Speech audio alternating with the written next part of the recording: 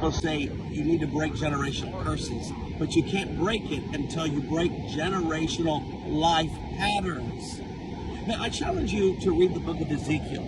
In Ezekiel, he says that if a son has a father who does detestable things, worships idols, and robs the poor, etc., etc., but the son doesn't do those things, he will live even though his father did those things. You see, under the new and better covenant, God has given us the power to break free from the generational life patterns we could have inherited. But until you break those life patterns, you're still going to have the curses. See, most people are confused when they talk about generational curses.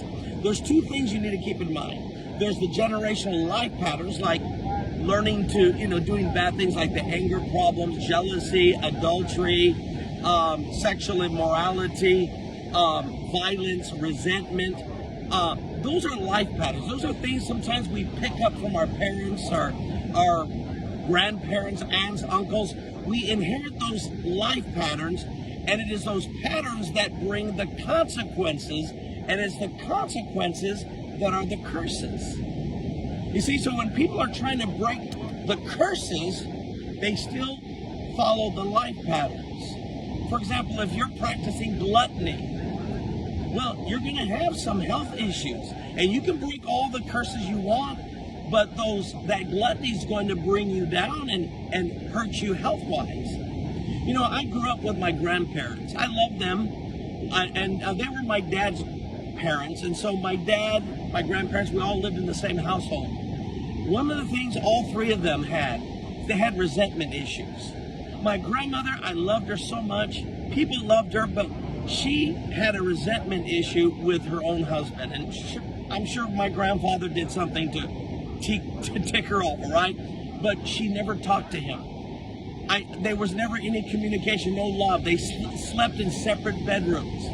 And my dad, he was resentful toward my mother because my mother divorced him, and I think she had actually good reasons to divorce him. But I remember she would come on Sunday to pick my sister up to go to church, and she would always say the same thing to my dad.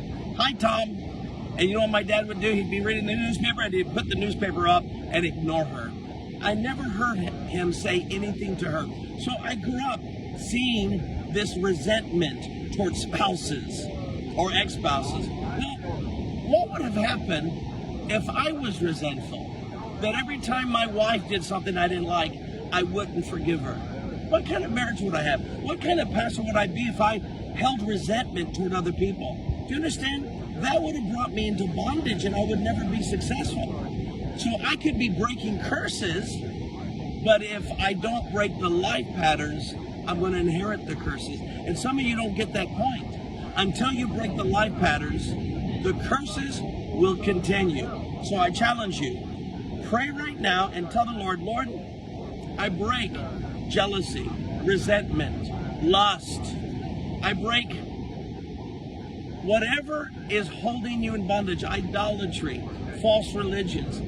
You're breaking them, and you've got to repent of those things. And when you do, I'm here to tell you, the blessings will come."